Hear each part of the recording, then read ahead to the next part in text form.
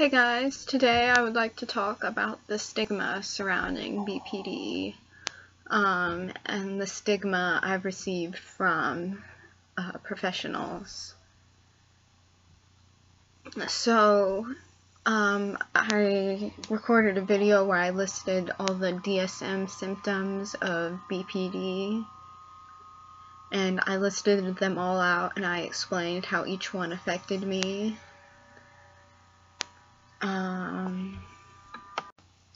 But just as a quick reminder, the symptoms are frantic efforts to avoid real or imagined abandonment, unstable personal relationships, identity disturbance, impulsivity and reckless behavior, recurrent self-harm behaviors, unstable mood, chronic feelings of emptiness, inappropriate anger, and dissociative or paranoia symptoms.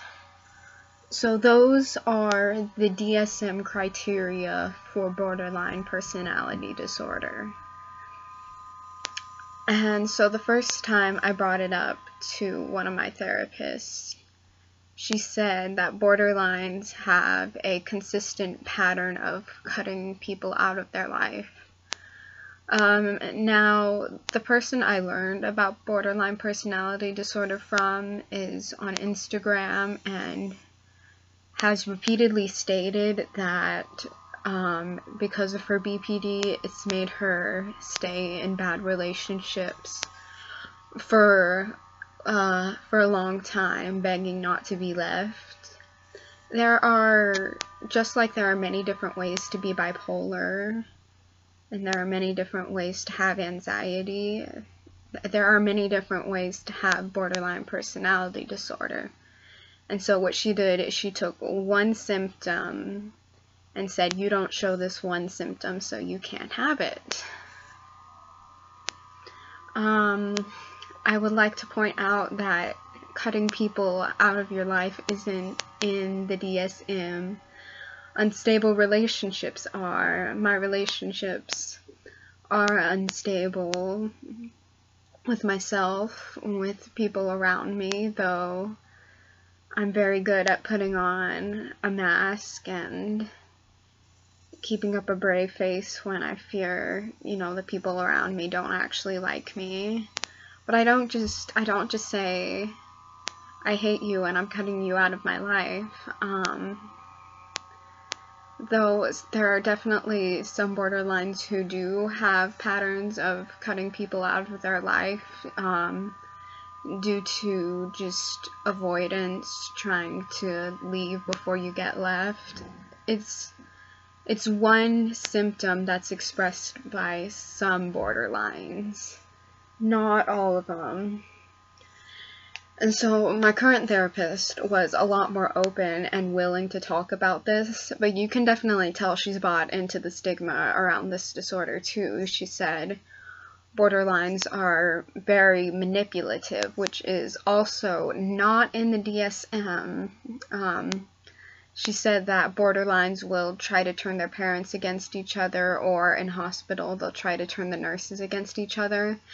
And that is the first time I have ever heard of anything like that. And keep in mind, I'm on Twitter and Instagram, and I see a lot of borderlines on there, and if that were a symptom, with the extensive research I have done, and with all the people with borderline personality disorder that I know through the internet, if that were a symptom, I would know. And that's also, it's not in the DSM. The DSM does not say manipulating others or manipulative behavior.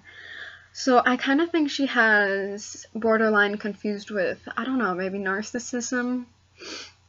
I'm not sure. Y'all can correct me if I'm wrong. So there's just this stigma around borderlines that we're on the border between psychosis and neurosis. That's where the name, unfortunately, came from. But basically, when you have borderline personality disorder, professionals expect you to be crazy. So if you appear to be a rational human being, then they can't see you being borderline. My therapist said that another sign that I wasn't borderline was that I was the one who asked for help, and I was the one who started coming to therapy, and that I wasn't given like an ultimatum. Again, that's not listed in the DSM as like a symptom. I mean, that may be a trait that borderlines don't want help because they're blaming everyone else around them. But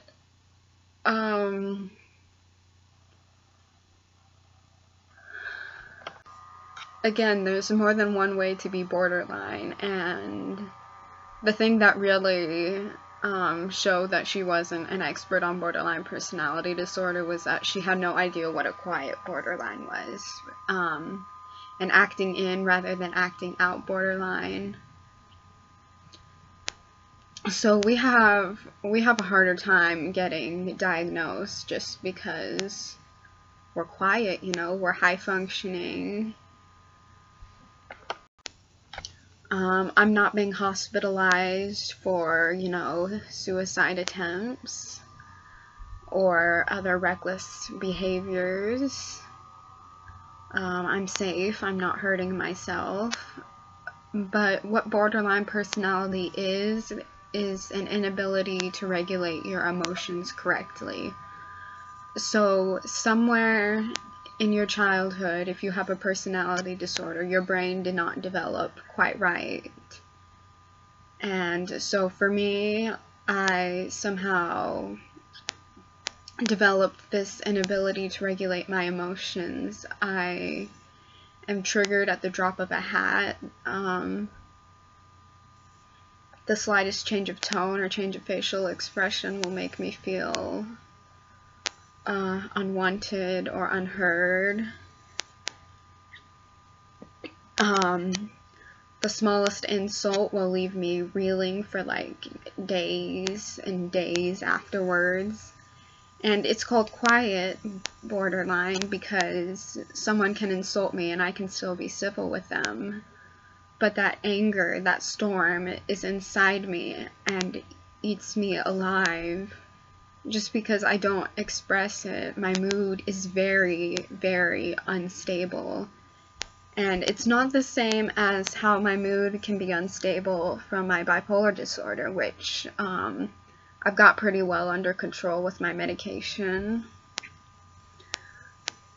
I've got antidepressants and mood stabilizers. But those mood swings tend to go on for, you know, weeks at a time rather than hours. There is a very slow return to my baseline, to my calm. I'm usually either feeling anxious or upset, or if I'm happy, I'm euphoric. Though there are different ways that I have found to get me to my baseline, to my calm. And my therapist is letting me borrow this handy little book. My mother's gonna buy it for me so I can like have my own to write in and stuff, but it's really helpful. I'm in chapter 1 right now, which is distress tolerance, which is really what I need the most of. Because I get into these states of distress and the fight or flight reaction hits and I either just shut down or I blow up. And so neither of those are good, so learning just how to distract myself and let myself cool off before reacting is a good thing.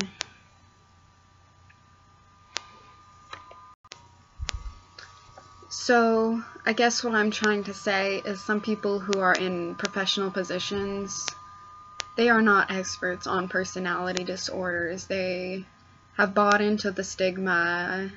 They perpetrate the stigma and contribute to it. I think just by their own ignorance.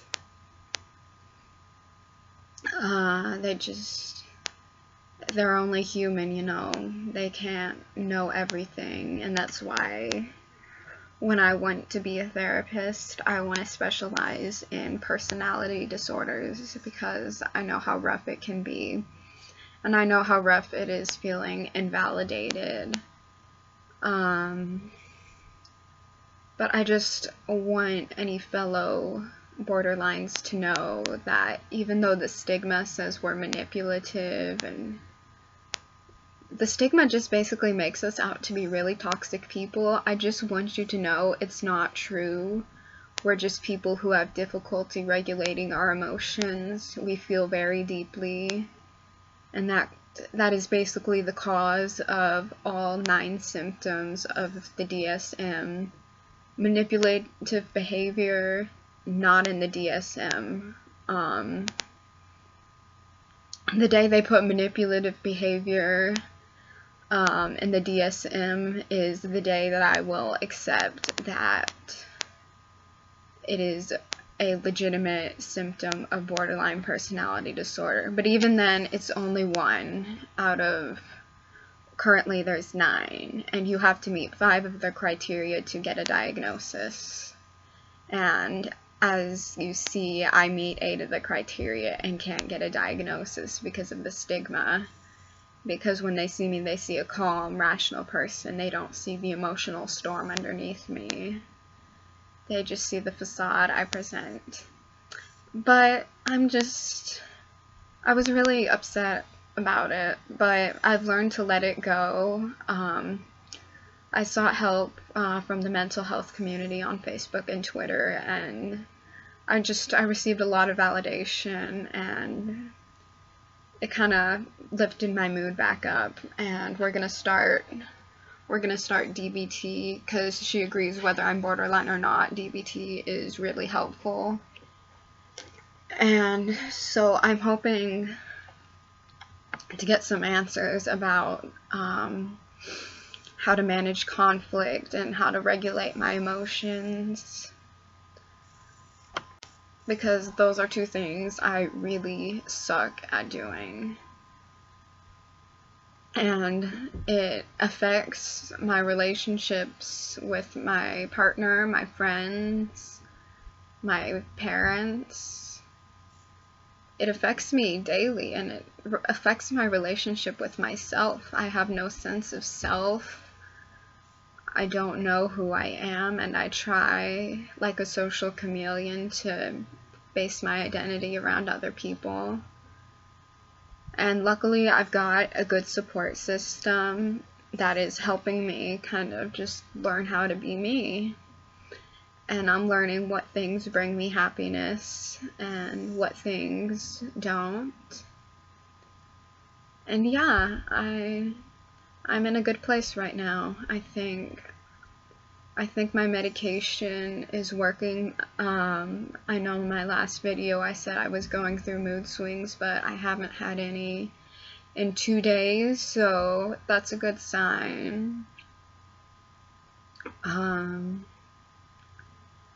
Yeah, I will talk to y'all later. I've got like a whole list of video ideas, but if you have something you'd like to hear me talk about, go ahead and put it in the comments. Just let me know. Y'all are awesome. Thanks for watching. Bye.